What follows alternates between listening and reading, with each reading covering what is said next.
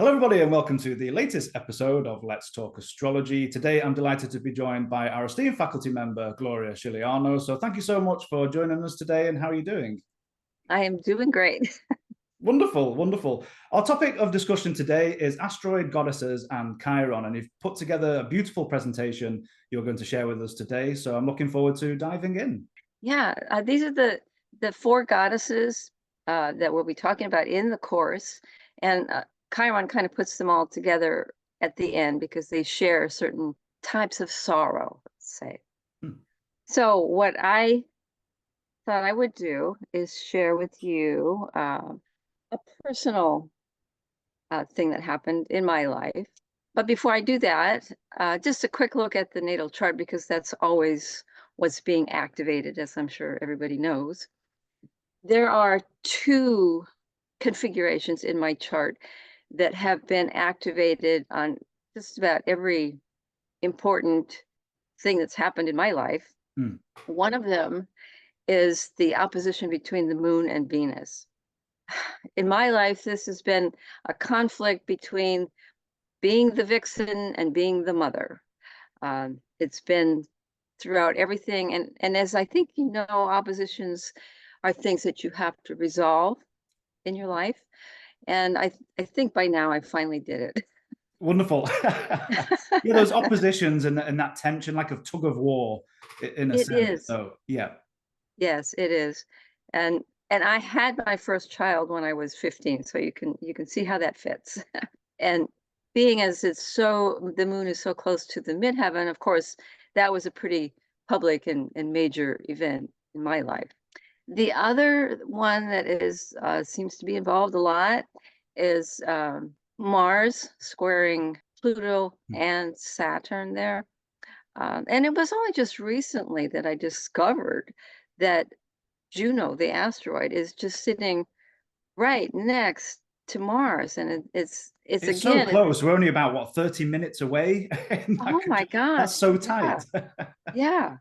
And it's always been in my mind. I've always thought of the Mars square as being, masculine energy, my masculine energy, which also has to do with sexuality, and Pluto, which also has to do with sexuality. That square between the two masculine planets as being troublesome for me, and of course it has been. But then throwing Juno into the mix is like, here is the asteroid that represents marriage, and it's like, oh my God. So that really resonated with you as you delved in. Yeah, yeah. And interestingly enough, I mean, my husband and I have been married for, oh, I don't know, nearly 50 years, and it's had its ups and downs like everybody else, but it's kind of fit into this dynamic. And that is quite a strong signature, as you say. You've got that Mars domicile, that with Juno and that applying square, and that's even more prominent, I think, in that signature. Saturn involved in that dynamic as well, so that seems really quite prominent in your chart. Oh yeah, and then all those Scorpio planets too. Uh, Again, an emphasis on sexuality there. So it's been an important lesson in my life how to deal with that. The other asteroids, I just kind of pointed them out here. Vesta actually has more aspects than just the sextile to the moon. It has a couple of more, so it's heavily involved, and Vesta involved with sexuality as well, because she was punished for her sexuality, and that's a pretty traumatic thing when that happens. And it's like, here you have Pluto, which was the god of Hades, who rose up out of the earth and kidnapped a beautiful young woman and raped her and made her his queen. And then there you have Vesta, which is saying, punishment for being a female sexually active. So that was pretty interesting. And then the next one down is Ceres. And Ceres is the goddess of motherhood and of the harvest. So there is this issue of feeding and nurturing. And so it's again kind of, these two asteroids are again kind of reverberating the energy of the Moon-Venus opposition. And those two are also quincunx the ascendant. So it's like this has been troublesome for me over the years. Not now, but used to be. And then the fourth one, which is Pallas, is sextile Jupiter. And Pallas is like the female warrior. And some of her issues relating to femininity are dealing with just being accepted as being as smart and as energetic and as coordinated as men. That being sextile Jupiter has been really helpful, and I've had, on an intellectual level, a really good relationship with men. Do you think the now resurgence, especially I think after the likes of like the Me Too movement and the women's movement, the importance of the asteroids and the female goddesses coming back into the consciousness of society and astrologers using them, because there is that almost that innate sense of inequality. You know, the 7 visible planets, I think we've got like 5 masculine, if you want to call that, and then maybe the archetypal, the moon and Venus, but there's an imbalance, really, a lack of equality. So bring in the asteroids with this female goddess energy. It seems like more astrologers are incorporating these asteroids now in that sense of female empowerment as well. What are your thoughts on that? Oh yeah, I think that's absolutely right. Yeah, in the last 10 years especially, women have been becoming more active, and especially with the younger generations, and especially with the loss of the Roe v. Wade situation. It's like the final throes of Pluto in Capricorn are to move back to the patriarchal society and take all of those things away from women, but I don't think that's going to happen. Oh no.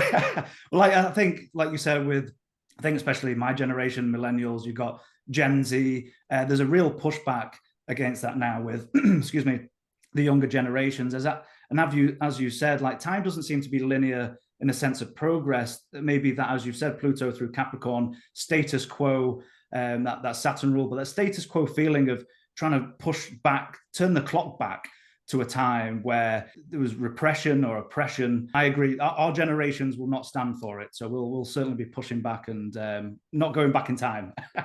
Yeah, I hope not. I mean, I even remember in my lifetime the days of not being able to get a loan because you were a woman. You know, not being able to own a car because you were a woman. It's just incredible. And so we have come a long ways, but we don't want to lose that. Absolutely. Absolutely. One last thing is Chiron there, sitting down next to my sun, sort of. It's kind of a wide conjunction there, but it kind of tells about painful memories that you bring in.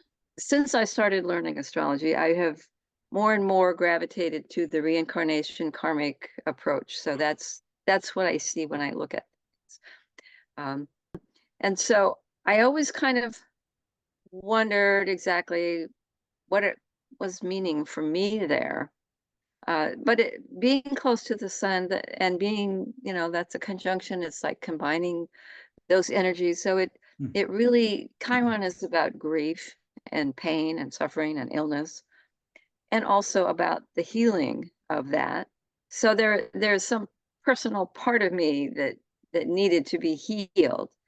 And since it's trine Uranus, which is trine my sun, also even more close, it also brings that in. So there's an element of ease of being my independent self there.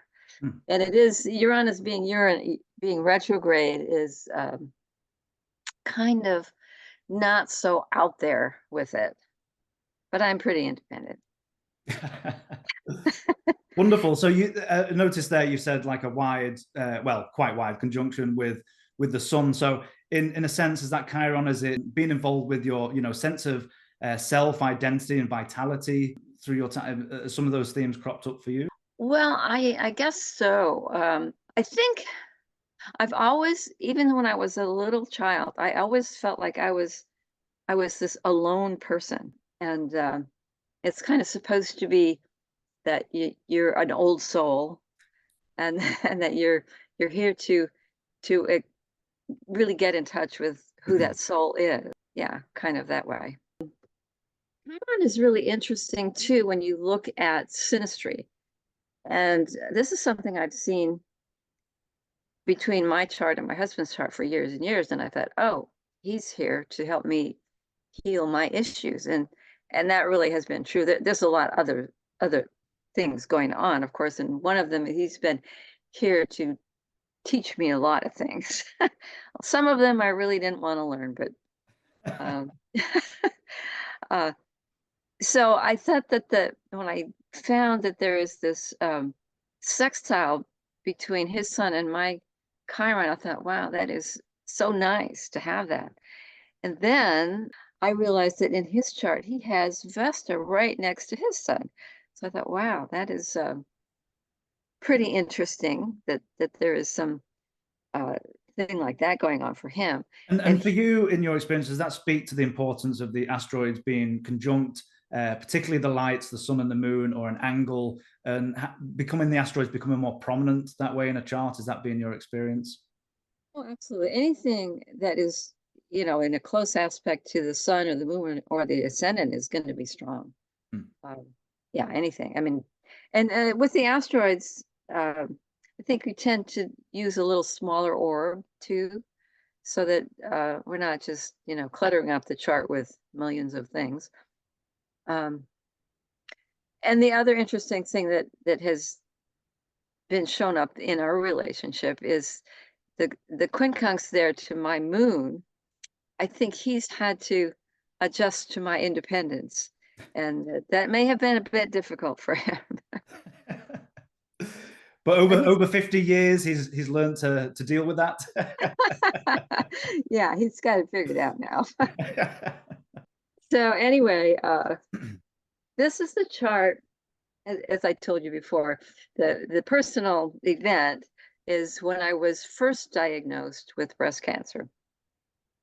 I've had my second bout with it all of last year, which is a completely different story. But this was the first time. This was when I was 60, and so I thought about looking at the chart with the directions, but at the age of 60, everything is sextile. So I thought, well, maybe that's not so significant. I tend to always look at the transits anyway. One of the things that really stood out to me is nothing to do with the asteroids, was that Saturn squaring the moon. Mm. And that, of course, is activating the moon Venus axis. Ah. So that was, and plus it's kind of coming up towards the ascendant there. So coming over your ascendant and then pulling towards that T square, as you say, with that moon Venus. So quite an important signature at that time. Oh yeah, yeah. Well, anytime anything bad happens to you, it's going to be Saturn. But that Saturn isn't all bad. It's there to make you learn and to make you be more disciplined. Those kind of things. I hope Um, you don't mind me adding as well, because I was just noticing before. So natally, this is how I would look at it. I mean, that Saturn, it's the outer set malefic, it's detriment, it's in the 12th house, applying to that Pluto in this particular house system. And it also rules the sixth house, both in if you're taking it a whole sign or a quadrant house oh system. yeah. And I think you said at 60 years old, now that would be your first house perfected year. So for me, that first house body, that Saturn Pluto is activated as well. So pulling all this together, I can see why that transit in Saturn, be involved with that T square, is really quite important in for you in this particular year. Oh yeah. Yeah. And the other thing that kind of got my attention was the transiting Uranus squaring the natal nodes. Uh, there's a lot of stuff that in my chart that is at the 12, 13 degree line.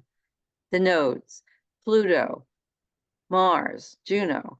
And so all of that is being activated later on. And this list of transits goes back to the year before.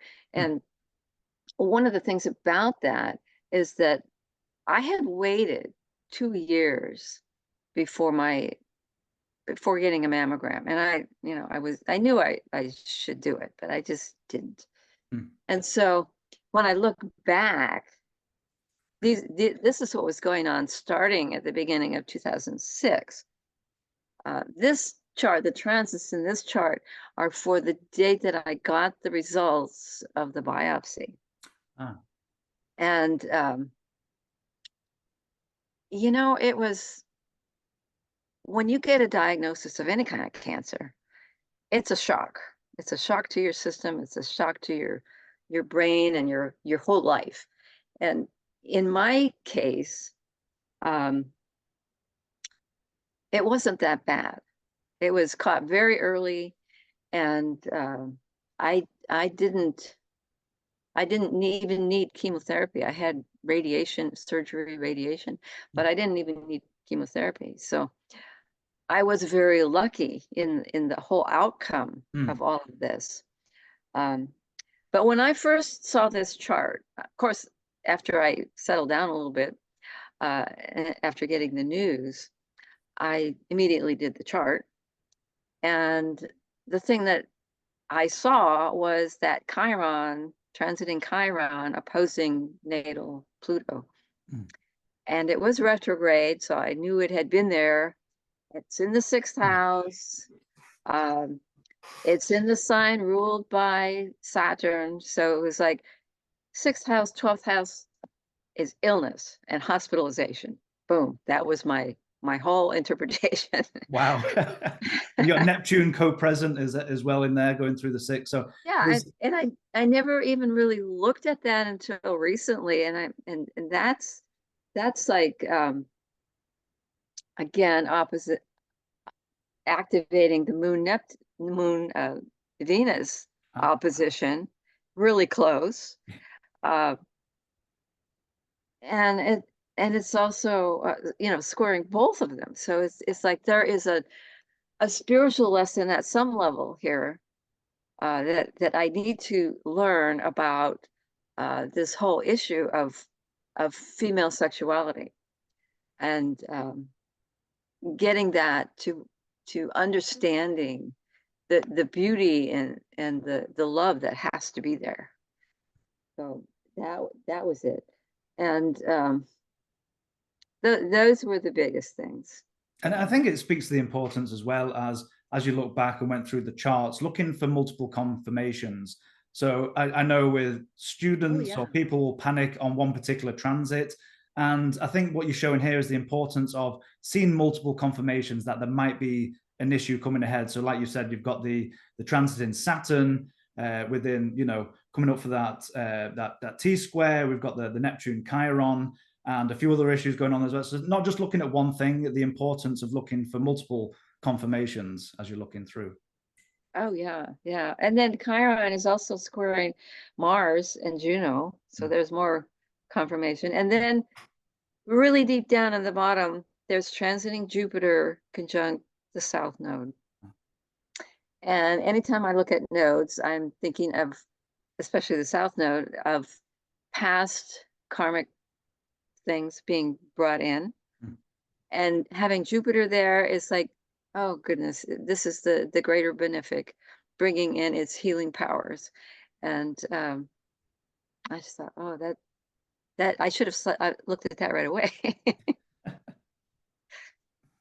And then if you look further, transiting Mars, which, oftentimes we don't even bother looking at Mars, but there it is opposite natal Jupiter. So, there was a lot of learning going on in this whole event. And as you said, it must be a great shock. And at that point, when you're getting these results, I can imagine you are getting a lot of information thrown at you and having to digest what's going on, what the procedures are, how you move forward. I mean, that must be, again, that Saturn moon as well, emotionally very difficult time, but also trying to take in all that information and digest everything. That must be in quite a difficult period.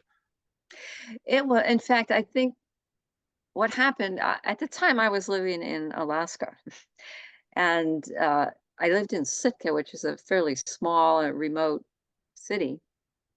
And so the logistics of getting to treatment, I had to go to Seattle. So it was not easy to figure out. But what was so great is that the medical community in Sitka was fairly well organized, and they put me in touch with people in Seattle, and they helped me figure things out. And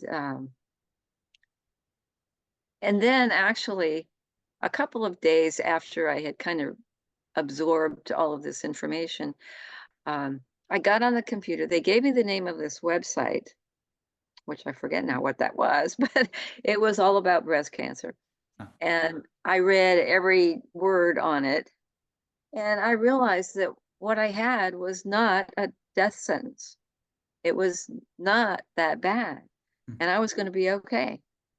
And in fact, my husband was more upset about it than I was. Oh, sure. Mm. Yeah, so that was quite interesting.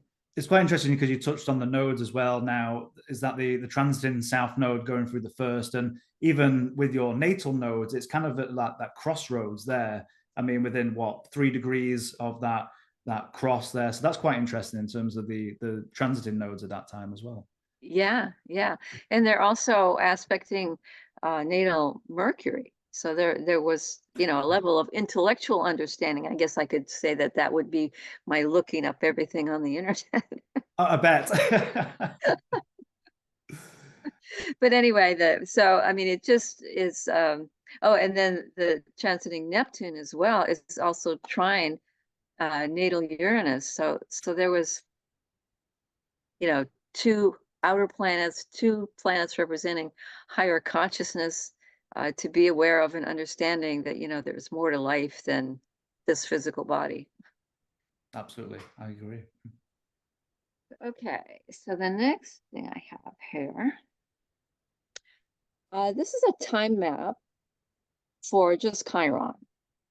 Because I wanted to go back and just kind of see during this 2 years that I knew I should get my mammogram and didn't do it, what was kind of there that would show, really the building of this disease.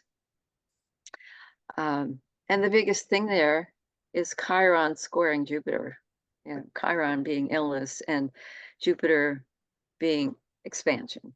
So the green parts is what solar fire generates for you. Um, I added the orange lights because that's really the overall timeline for everything to be resolved. But in that particular instance, Chiron kind of made a run at Jupiter, but didn't quite get exact. And then finally, 9 months later, it was exact, but kind of for a short period of time. And then again, towards the end of 2006, again had a little short run at it that didn't quite make it.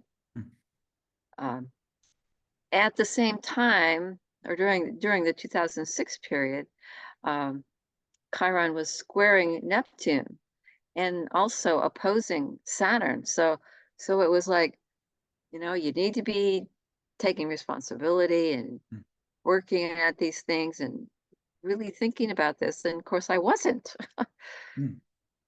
And then in 2005, the last one there was kind of difficult for me to even understand what it was doing, but is the conjunction to Ceres. And one of the things Ceres represents is the loss of a child. I didn't have that happen, so I'm not sure, but it is really the loss of a loved one. I mean, maybe you could say it's the loss of my child, my own self-child. There used to be a lot of talk about that. I don't know.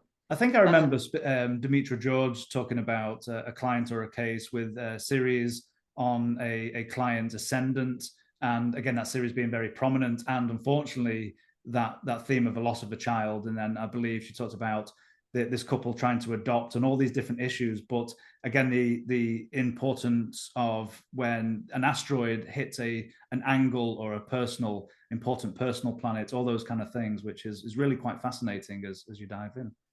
Oh yeah, there was a time, and I didn't look this up, that I had sort of an estrangement with one of my daughters, and it could be that. But I'd have to go back and research when that actually happened. It was quite a while ago Yeah. at this point. So anyway, so then I got through 2006, and of course in 2007 is when the activation of the Mars-Pluto square And started there's an happening. element of tension in this time map. I mean, the Chiron, we've got the squares to the Mars, the Jupiter, the oppositions. We've got Saturn, Pluto, as you've said, the Chiron Ceres conjunction. So as you're saying, it seems like it's building a story and a picture for this particular time period. Yeah, yeah, it really is. And it was really kind of through looking at this, even when I was only looking at Chiron back being the opposition to Pluto, that it really emphasized to me that Chiron is not only about grief, but it's about illness as well. And Chiron was the asteroid who was the teacher of the other gods, and he understood all of the different makeups of herbs and things like that of healing things. And so the healing aspect comes in there as well. And Ceres being also the goddess of the harvest, there can be things to do with diet Yeah. that can be important then too. So I don't know how my diet was doing at the time. I thought I was eating pretty well, but especially with an Italian husband cooking pasta all the time. Oh, so yeah. So, okay, so this one is just looking at the rest of the outer transits and Chiron during that year when I was diagnosed. And again, there's Chiron just going back and forth over that 12, 13 degree area and hitting the nodes as well. So it was really kind of emphasized to me that, when you talk about metaphysical things and reincarnation and things like that, one of the things is always, there's lessons here. So this is an emphasis, and through Chiron, the lesson came about as a form of illness. Saturn was down in the lower end during the biopsy period. That's when Saturn was most active. Chiron was most active a few months before and after. It started up again when the treatment started happening. So during the biopsy period, this was when I was getting, I got the diagnosis, I got figured out how to deal with going to Seattle. And as it turned out, we had some friends that we met on a boat, and we met them through another couple. And we were out on the boat after we knew that this was going to happen. And they knew that I was going down to Seattle, but they didn't know the result. And so we were out anchored in a nice little lagoon, and they asked about it. So of course we had to tell them. Well, the wife just immediately offered their home as a place to stay whenever we had to go down there. Oh, that's wonderful. Oh, it was amazing. And the first time we went down there, they weren't even there. Their daughter gave us the key and let us in, and we were there for, I think, about a week. That must have been so helpful, and the help from friends at that time, and just like giving you their home to go and stay in. What a beautiful story. Oh, I mean, it was just amazing. And then of course, I had to go down several more times, especially during the treatment phase. And I stayed with them all the time. They drove me to Wow. the appointments, which they lived outside of Seattle, and they drove me into the heart of Seattle for the treatments and doctor's Because going appointments. through that, what you're going through at that time, I mean, adding on the travel element as well and the stress of having to go Yes, back and forth to do that. So to have this, beautiful friendship where they say, come and stay, just, relax, and we'll take you to yeah, these appointments and stuff. That's really, really nice. really amazing. Yeah. And so that went on. I had my last treatment about the middle of October. And and then there was sort of a recovery period, not really too bad because I didn't have chemo. But then you can see the final Chiron hit on the 12-degree Mm, section there. So I thought, wow, that's pretty interesting. absolutely. And then the next one is just the asteroids, and it's like this mess. Yeah. How can you see anything? Chaotic. Yeah, yeah. And but the thing that stood out again to me is all of the emphasis, they're all crossing this 12, 13-degree line. Mm, And it's uh here's Vesta coming in to that first hit of Chiron. Here's Juno, and my spouse, my husband, was just wonderfully supportive and helpful. mm. Um, and Palace. So they're almost all there. Ceres is kind of a little farther out, but yeah, that All was. congregating on that degree. Oh, how did I get back to that? Oh, I know what happened. That's my last one. Yeah, and then it was interesting uh how active Ceres was during the biopsy phase. And so it kind of settles into my mind that it was kind of a loss of innocence of myself or something like that. And then it just went on, they just all made their transits especially over that 12-degree section. So that was a very important event in my life. And that's something that must have stood out as you pulled this up, and as you've said that you've seen them all congregating on this particular degree. So as you're going through these time maps and looking at the asteroid transits and everything else that you layer on top, seeing the overall picture, how it's developing and how the stories developed at that time.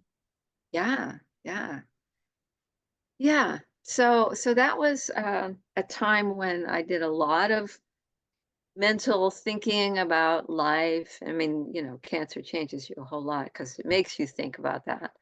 And you wonder, am I going to die? uh, what's this all going to mean? And if I live, am I going to be well? And I was well for 16 years. Wonderful. And then last year, beginning of last year, I had a recurrence. So it wasn't nearly as stressful. It was a little bit more severe, but not terrible. And I'm in the recovery phase now. I was going to ask you, how are you doing in yourself right now? Oh, doing great. Yeah, I got my hair almost back. Oh, wonderful, wonderful. Well, I hope the recovery continues to go well, and I'm sorry that it's come back in the last year. Yeah, I think it will be fine. Well, again, Gloria, thank you so much for sharing again such a sensitive and deeply personal story, and I'm sure many people can maybe resonate with this, and especially bringing in all the techniques together, incorporating the asteroids and the transits of the time, maybe speaking to the students and saying, maybe looking at past events if they've had any health diagnoses or any issues, to look back and maybe pull together all these different layers and all these different techniques to have a look. But again, thank you so much for sharing such a deeply personal story. My pleasure. Yeah. Wonderful, And wonderful. in fact, that is one of the discussion labs for the course. Does ask them to do that. So, um, yeah, that should be Thank, thank, interesting. Thank you so much. Well, I'm actually going to share a bit of my story. I'm just going to use my natal chart and have a quick look. Yes, I just wanted to briefly share my own natal chart and my incorporation of asteroids. And again, they're so powerful, I found, in charts. And dealing with clients, if I have time, sometimes I'll pop up the asteroids. Of course, I mean, how many have we got? I mean, maybe over 20,000 registered and maybe 400,000. I don't know the numbers. There's a lot of asteroids. There's a lot. But using the four main, as you said, like the Ceres, the Vesta, Pallas Athena, and incorporating those together. So yeah, just this is only my natal chart, but what I found in my life, and I hone in on Ceres, which is the largest of the asteroid. And as you can see, it's conjunct my outer set malefic here in the third house. Now, I've always struggled. I struggled in my early education. And I think this is apparent with this Saturn in the third. It's, again, my outer set malefic. And it's quite tightly conjunct Ceres with my Saturn. And interestingly, when I started working with the asteroids, I was thinking back in my early education, and I did really have wonderfully nurturing but very strict female teachers. And I think that really spoke to Ceres on Saturn, early education, they were very Victorian in their way in terms of the English education system, but very strict, but quite nurturing, but in a strict and disciplined way. So when I found that series on the Saturn, I was like, okay, this makes a lot of sense. And on top of that as well, in terms of bringing in that food dynamic, I think out of my family, I'm probably the most disciplined in terms of food intake. You know, if I overindulge at times, like we all do, I'm fairly disciplined of, you know, putting together either a fitness regime or restricting my food intake, and not essentially going on a diet, but maybe cutting out a lot of the sugar and things like that. So that's what I found, particularly with Ceres in this chart. Yeah, and it's in Sagittarius, so you know, you're not going to want to sit there and study. Right. That mutability, I'm always shifting around. Oh yeah. I mean, that's the adventurer sign. And you want to be out there, you know, chucking out the roadway ahead. Absolutely. And Saturn is saying, no, not happening. Absolutely. It does have an interesting connection with, you've got that trine to Mars and Vesta, and that's quite interesting on Mars. But what another powerful asteroid I found as well is Pallas Athena in fixed water in my second house here. Now, I grew up, I think that's why I identify, or I like the female archetype energy, is I grew up with a single mother. You know, people often say to me, I talk with my hands. I think I get that from my mother with that female archetype, and always I do too. oh, you're chatting away with hands. But I think Pallas Athena in you know, fixed water here in my second house is that I didn't grow up with a lot of money, single parent household, you know, council estates in England. So as I've become older and obviously become more financially stable and more successful as I've moved to different countries, I found that I've been, in terms of strategic intelligence or financial intelligence, I think Pallas Athena has helped me put together a good financial plan in my life, and to be quite sensible in those terms. So that's how I found, I think, Pallas Athena in my life. Yeah, that's interesting, because one of the things that I haven't done a lot of is looking at these four goddesses in men's charts. And obviously it's going to express differently. But yeah, it's good to hear you saying that. I could also see that as being, you know, the energy of your mother being that strong woman who did it on her own. Absolutely. Yeah, I think you can't pick a favorite, but I love Pallas Athena. I think you've got that warrior quality as well, and particularly in my chart, it's fixed water, it's Mars ruled anyway, so you do have that, I think, that fighting spirit. But in terms of that strategic and that planning, that intelligence as well, I think that plays in. An interesting thing to note as well, you can see my midheaven at 1956 of Cancer, and I've never had a male boss in my life. In all the positions I've ever had, of course, moon ruled. And I just always found it quite interesting that I've never had a male boss. I've always gravitated to more female authority types. And I think that plays, other asteroids, I think, play into that as well. But I always found that was quite interesting. As I was starting to incorporate asteroids and looking at female archetype planets, the moon, obviously ruling the midheaven as well. So just some interesting insights as I started to use the asteroid. Yeah. and that Mars Vesta squaring the midheaven, you know, the Mars Vesta almost says some kind of sexuality wound, you know, that maybe doesn't want to be closer to men. Possibly, yeah. I think you're right. I mean, it's a strong Mars. It's domicile. It's angular house. It's in my seventh. I tend to it's open enemies as well, and maybe that Vesta conjunct Mars.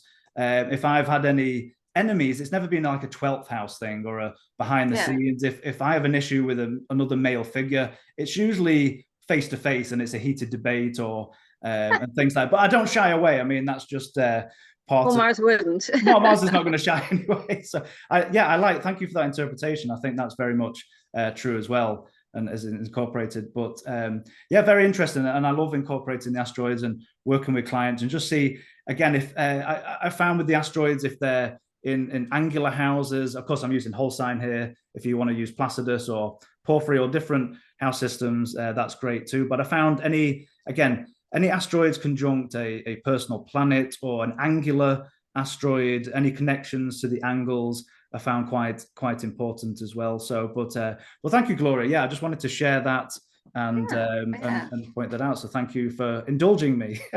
Anytime. Wonderful. So speaking about the course, it will begin on Saturday. The 11th, Sunday. Sorry, Sunday. So this Sunday. Wonderful. So if everybody watching this, I'll leave a link below this video, both in the description box and the comment box. And if you'd like to sign up for Gloria's class, that will be beginning on Sunday. And we're recording this. What's the date today? The 7th of February. So it's the 11th, which is coming up. So if you're watching this video later on, just check in with our website to see if this comes out again, this particular class. And Gloria, anything else that you would like to say about the course? It's a 5-week course. Well, I think that whoever takes it is going to enjoy it. I enjoyed putting it together. It's like eye-opening just looking at all of these things. We're going to look at one asteroid each week. The goddesses first, and then Chiron last.